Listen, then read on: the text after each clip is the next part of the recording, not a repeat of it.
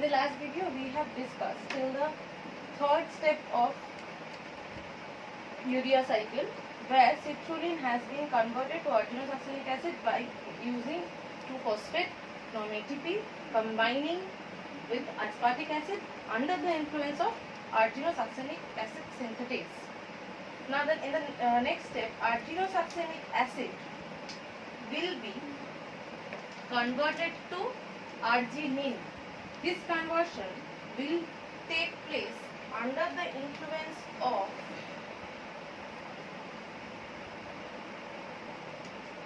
arginosuccinic acid will be converted to arginine under the influence of another enzyme called arginosuccinase. Sometimes enzymes which are synthesizing a new compound, either they are named directly as synthetase and as a prefix the name of the product is added, or only ASEase is added with the name of the product as the name, and the name of the enzyme is formed. Okay, so arginosuccinic acid is converted to arginine under the influence of arginosuccinase.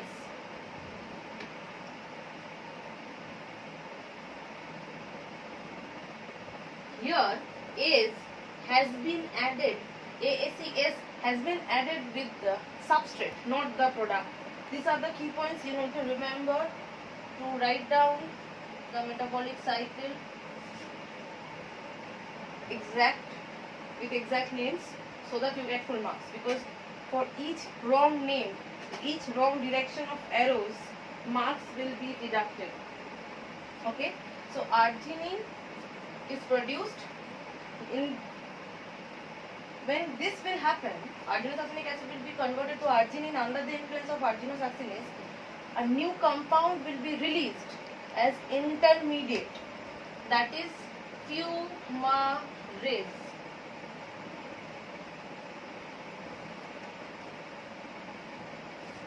Fumarase will be released also.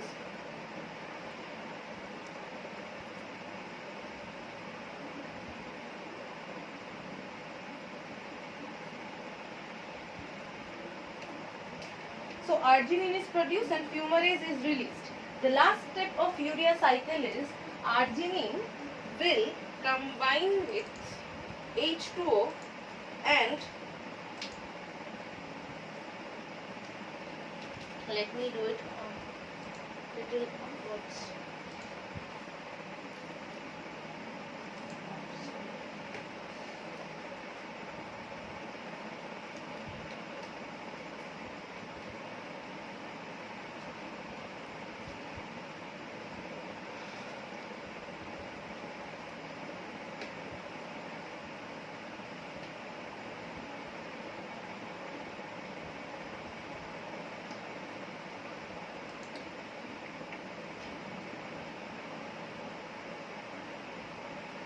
Arginine combines with H2O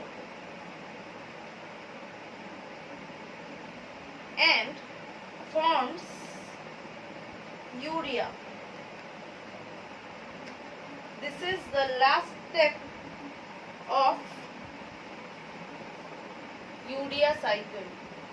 The arginine produced from arginosuccinic acid under the influence of arginosuccinase combines with water and produces urea. Rather, a certain portion is converted to urea and rest of arginine again is converted to ornithine. So, a certain portion of arginine combines with H2O and produces urea, and the rest is converted to ornithine again. That is what urea cycle is.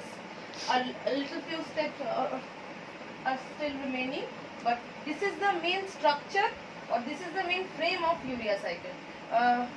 It should be the circle should be maintained, so I am just correcting the shape. Informations will be the same. Ornithine transferase, transcarbamylase, and this is ornithine transcarbamylase.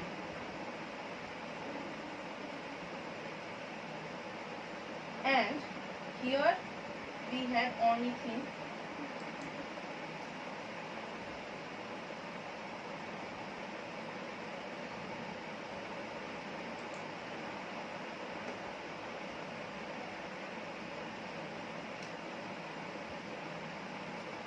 So arginine, a certain portion of arginine is converted to urea by combining with water, and rest is again converted to ornithine. That is what urea cycle is. Okay, so this is almost a circle.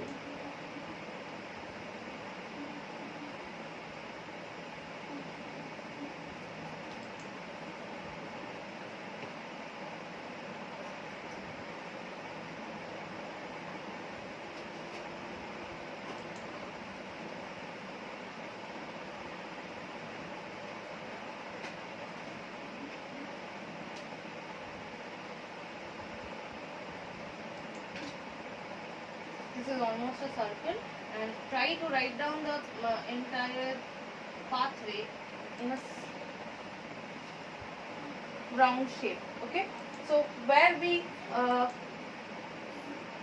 finished the pathway, H2O is included and urea is formed. Now there are some conversions related to the intermediates of the cycle. We need to write down that also when we are discussing urea cycle. Otherwise, the cycle will be considered as incomplete and your marks will be deducted. Okay. First, let me come to this point. Fumarate was released. It will be fumarate. Fumarate will be released, and this will be converted to malate, another substance. You will get this names in Krebs also. In Krebs also you will see fumarate is being converted to malate or the vice versa. Fumarase is the enzyme who can cause this conversion of fumarate into malate. So the name of the enzyme is fumarase. Is always related with enzymes.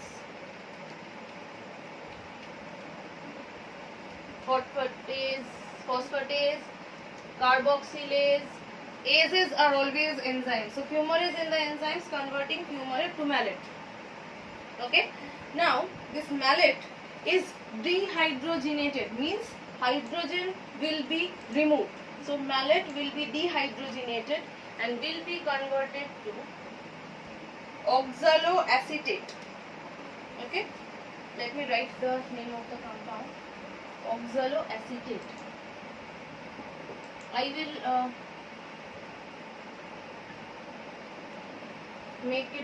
I will zoom the camera after I am done with writing the steps.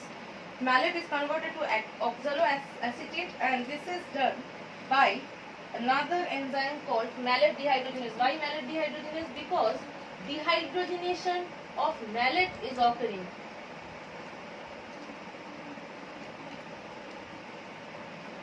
That is why the name of the enzyme is malate dehydrogenase.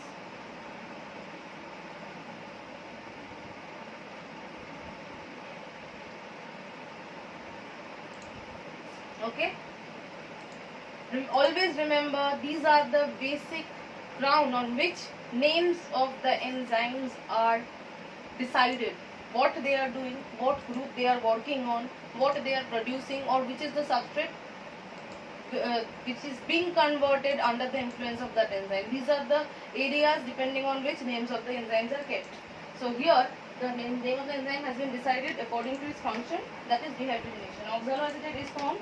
That oxaloacetate will finally be converted. The oxaloacetate will finally be converted into aspartic acid, which again will combine with citrulline to continue the urea cycle. What we can understand clearly from this is the compounds required for addition or continue the conversions we need. They are already available inside the system, inside the cell. Okay. So oxaloacetate is converted to aspartic acid. Okay. Why this much is required? Because the flow or the supply of aspartic acid has to be continued and has to be maintained. So to maintain the flow and the presence of aspartic acid, so that the cycle do not or is not interrupted or inhibited, fumarase is converted to malate. Malate is converted to oxaloacetate. Oxaloacetate again is converted to aspartic acid. Fumarate is converted to malate under the influence of fumarase. Malate is dehydrogenased. That means hydrogen molecules are removed from the structure and oxaloacetate is formed. As dehydrogenation occurs, the name of the enzyme is malate dehydrogenase, and oxaloacetate is ultimately and finally converted to aspartic acid under the influence of transamylase. Why? Why it is transaminase? Because this is conversion or this is transfer of amino group. So here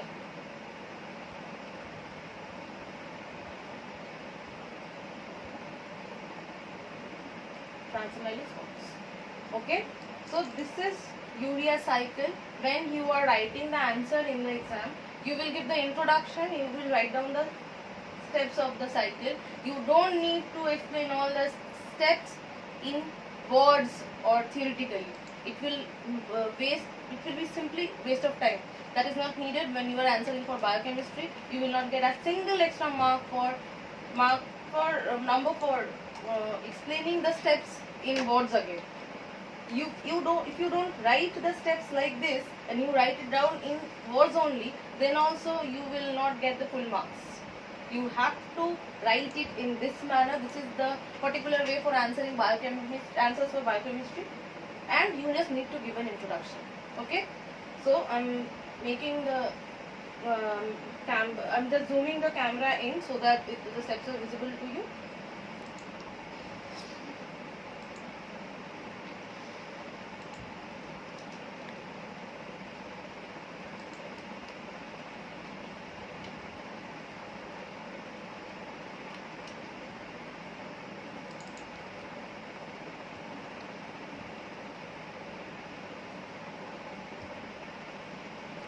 So these are the steps occur in urea cycle, and that is how urea is produced and is being thrown out or excreted from our body, and we are being saved from the toxic effect of protein metabolites or accumulation of protein metabolites. Okay, in the next video I will start discussion of process related to carbohydrate metabolism. We are done with all the metabolic cycles or pathways you have in your syllabus regarding protein metabolism.